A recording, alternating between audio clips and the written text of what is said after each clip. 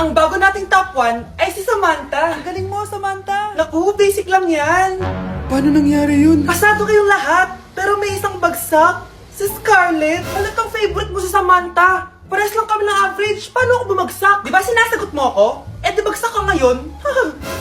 Umanda ka sa akin. A few moments later. Class, mag-behave kayo. Nandito yung principal natin. Magandang umaga, class. Kamusta yung bago nating teacher? Gusto ko pong i-report yung teacher na yan dahil may favoritism po yan. Favoritism? Sinungaling ka, Scarlett! Mabait sa amin si ma'am. Opo, ma'am. Mabait po ako sa kanila. Pantay-pantay lang po yung tingin ko sa kanila. Huwag mo na pagtakpan nanay mo, Samantha. Hala, OMG, magnanay sila. Ma'am principal, pagpasensyahan niyo na siya. Baka di niya alam yung sinasabi niya. Meron ako ebidensya dito nagpapatunay na binigyan ng sagot ni ma'am si Samantha. At tinawag ng nanay si ma'am. Bawal to sa school natin Kayong dalawa, mag-usap tayo sa principal's office. Ma'am, magpapaliwanag po ako. Ang bago nating top 1 ay si Scarlett. Yes, Scarlett, deserve mo yan. Marami pong salamat, ma'am principal. Alam mo, buti na lang hindi mo na teacher yung nanay mo. Anong sabi mo? Hindi mo ba alam na magkapatid kayo ni Samantha? Iisa lang kayo ng nanay. Anak, boyfriend mo ba yung anak ng kapitbahay natin? Opo, Nay. Ano? Ayoko yun. Makipag-iwal ka na doon. Bakit naman, Nay? Mahal namin yung isa't isa. Di nga marunong magbayad ng utang yung nanay nun. Oh, ano naman kinalaman namin doon? Basta. Di kayo pwede nun. A few moments later. Babe, pumunta ka na. Tulog na si nanay. Hi, babe. Hello. Ba't parang kabado ka, babe? Kasi ayaw sa'yo ng nanay ko. Ayan na nga ba sinasabi ko? Nay! O anak, bakit nandito ka sa bahay ng babaeng yan? Nandito pala hindi marunong magbayad ng utang. Nahiya naman ako sa'yo, chismosa. Teka lang, magkano ba utang mo sa kanya, Nay? 50 pesos. 50 pesos lang yung utang niya sa'yo? 50 pesos lang? Umiiyak na? Bakit? Malaking bagay na yun sa akin. Oo, ito. Bibigyan ko kayo tig 1,000 tig isa. Ito, Nay. Manahimik ka na, magpapakasal na kami next week ng girlfriend ko, Aba, kasal agad? Dagdagan mo to! Nay naman! Magkano po ba? 10 milyon! 10 milyon? Babe, mukhang 2050 pa tayo pwede magpakasal.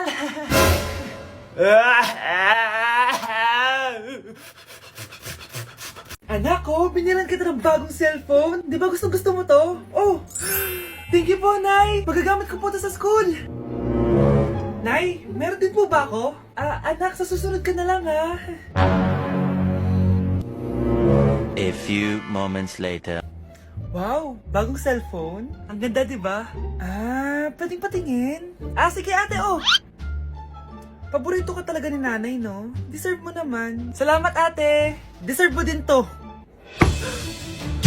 Ate, ba't mo ginawa yun? Eto ang tatandaan mo. Ako ang magiging paborito ni nanay. Basag na! Aray! Nay! Anong nangyayari dito? Nay, sinaktan po ako ni Kyle. Totoo ba to, Kyle? Nay, hindi po. Binasag niya nga po yung cellphone ko Hindi po totoo yan, Nay. Sinungaling ka. Kyle, anong nangyayari sa'yo? Lumalaki na ata ulo mo. Nay, may kailangan ka marinig. Deserve mo din to. Ate, ba't mo ginawa yun? Ito ang tatandaan mo. Ako ang magiging paborito ni nanay. Nay! Lalo mo lang ako binigyan ng dahilan kung bakit hindi ikaw ang paborito kong anak.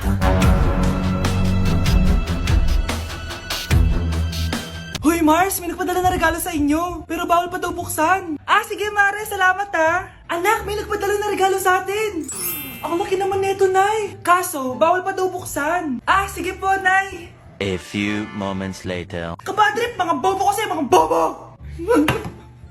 Tutulog na lang ako. Savage!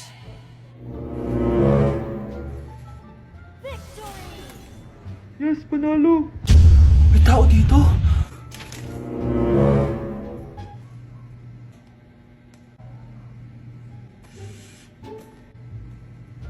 One hour later. Anak, nagtik si Mare. Buksan na daw natin. Sige po, Nay. Bubuksan ko na. 1, 2, 3. Surprise! Sakit sorry. Han, I miss you. Han. Managinip lang? Hoy, saan mo dadalhin yan? Itatapon ko na po, Nay. Wag! Akin na yan. Asa na yun? Bakit basura naman neto? Nandito tatay mo, diba? Nung pinagsasabi niya, Nay, nasa ibang bansa si tatay. Hindi bata! Hindi bata! Anak, ano to pinagpo-post mo sa Facebook, ha? Bakit po, Nay? Nagmumura ka dito, oh. Sabi mo, tangina, laro. Yan ba yung mga nalalaman mo sa school? Biro lang yun, Nay. Wala akong pake. I-delete mo to kung ayaw mo laruin ko yung mukha mo. Sige po, Nay. A few moments later. Wow, ang ganda naman na outfit ko. Picture nga ako. Anak, ano naman itong pinost mo? Bakit ang ikli na shorts mo? Ang ganda ko dyan, no, Nay. Akala mo kinaganda mo yan? Ang pangit. Baka bastin ka ng mga lalaki. Grabe ka naman, Nay. I-delete mo yan. Next time, magpajama ka na lang. Yung tago lahat, pati mukha mo. Wow! Thank you so much, Mommy! You know that I love chicken nuggets! Ay, di pala chicken nuggets to. Pero ang sarap! May day ko nga. Ano? Ano na naman itong pinost mo sa Facebook?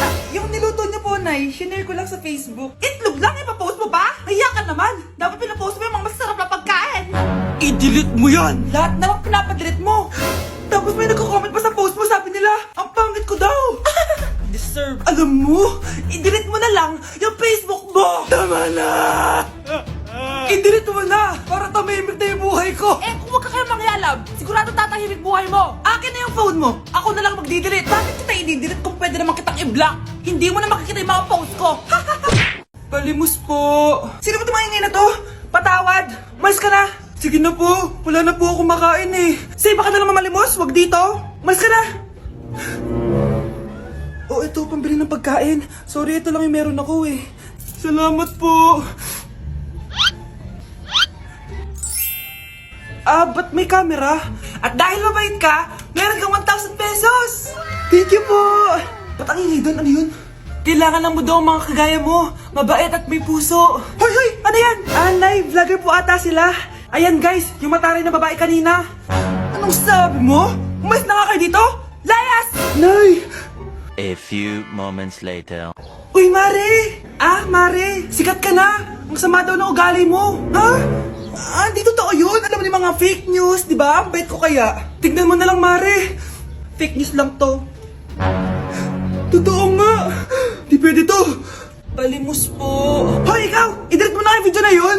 Ano pa pinagsasabi nyo? Kunwari ka pa, ha? Eto ka. Hoy, hoy, hoy! Ano yan? Wala to, Kap.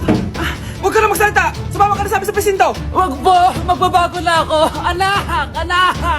Mag-break na tayo! Anak, i-ready mo na lahat ng gamit natin, ha? Sige, Nay. Bring me kulay red na brief! Meron ako! May nanalo na! Brief na kasama ko yan, Be, di na ako, love. Okay lang yan, be. Shop ka pa, oh. Love mo ba ako? Oo, be. Love ka namin. Bakit di mo ako love?